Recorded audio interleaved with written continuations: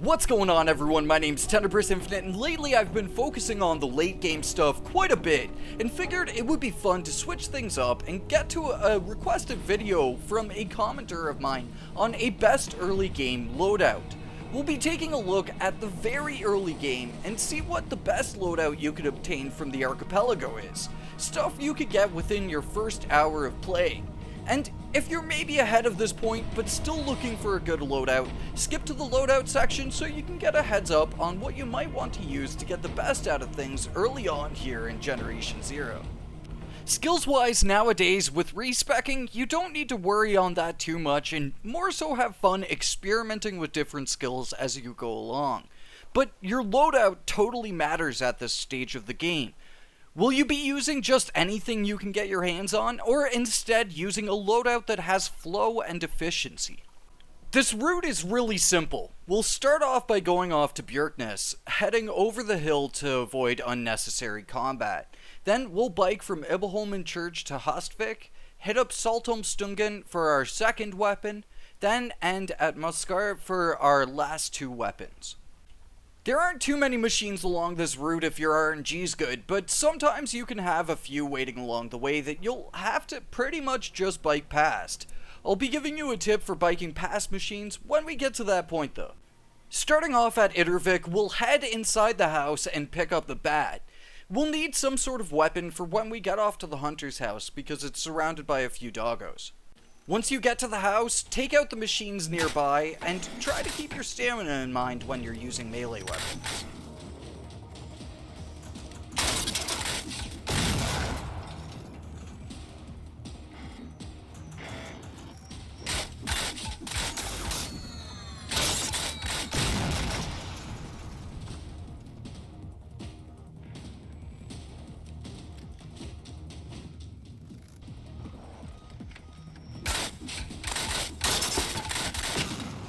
Once you've taken care of the doggos, you can pick up the hunting rifle inside of the house, and actually this hunting rifle is surprisingly one of the best weapons that you're going to get, and they give it to you with the side mission right at the beginning of the game. After quickly picking up the safe house inside of Ibelholmen Church, we're going to start making our bike ride all the way across the archipelago in order to make our way to Hasvik.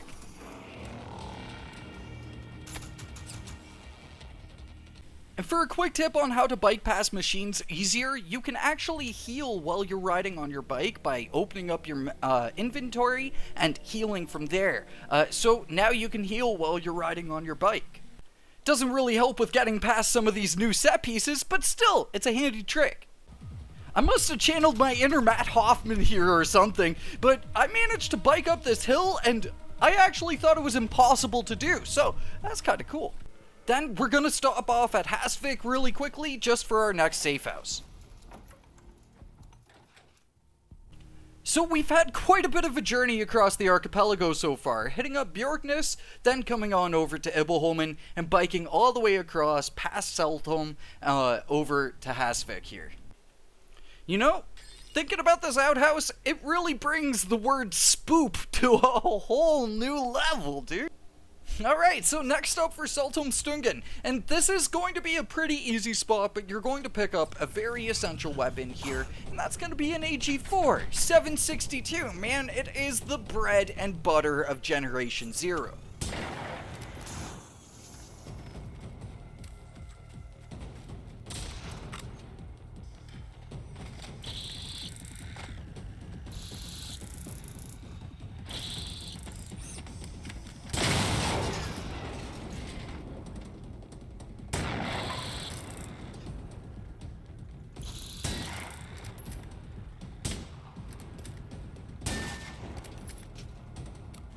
Once you've cleared out the machines in the area, you just want to head on over and pick up the AG4 from the dead soldier that's kind of like buried beneath a dead machine here.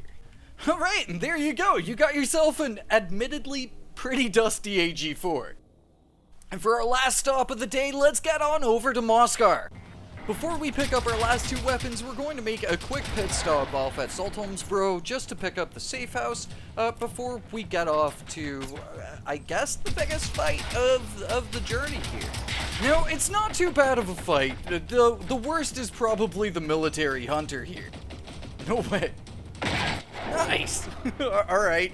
Well, now all we have to do is take out the rest of the machines, and I guess it should be pretty easy with the power of H2O on our side.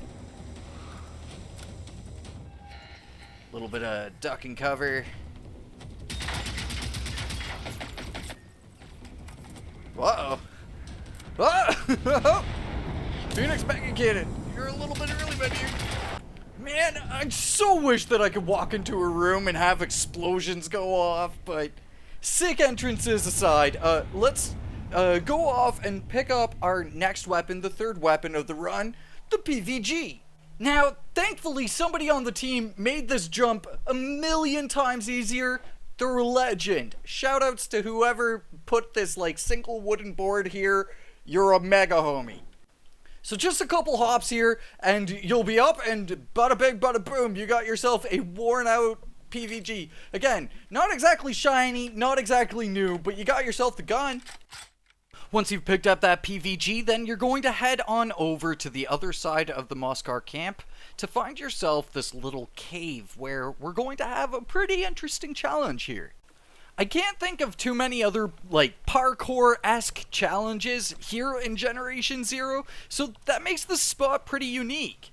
There's some pretty tricky jumps, too. It's not like Generation Zero has, like, you know, this crazy movement system, so you have to be pretty accurate with the way you're jumping with your character. I find this jump is better to just take safe and, like, jump alongside the wall so you don't land in the water. It damages you and it teleports you right outside of the cave, which is a bit of a bummer if you make some progress. Alright, so let's make this next jump here. There we go. And then the last few jumps are pretty easy. And we have made our way to a worn Grenadier. Let's freaking go, man. This is going to be the strongest weapon that you can get off of the archipelago from all of the weapons across the whole archipelago, excluding DLC, but we'll talk about that in a moment. But still, this winds up being one of the best weapons that you can get in the early game. So for a pure vanilla, no DLC loadout, we're going with the AG4, the PVG, the Mauser, and the GRG. And these 4 weapons, plus the 4 utility slots that you have, pretty much are all the weapons you're going to need until you start gathering some better weapons from progressing further in the game. Then, for a DLC loadout, we're going with the S21, which shot per shot does more damage than the AG4 you're going to find at this point in the game, which is just overall better for 762 conservation.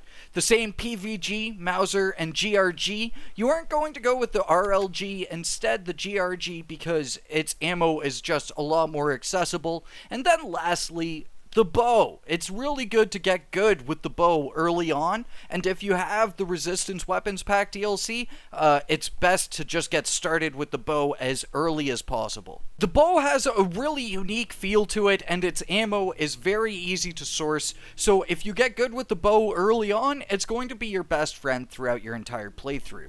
So there we go, my dudes. Any other early game stuff you might be curious about, or maybe anything else GZ related? I've got some pretty spicy videos in store for you dudes, but I always want to know what you want to see Generation Zero wise from me, so let me know in the comments down below. But for now, thank you for watching, and I will catch you all in the next one. Until then, peace.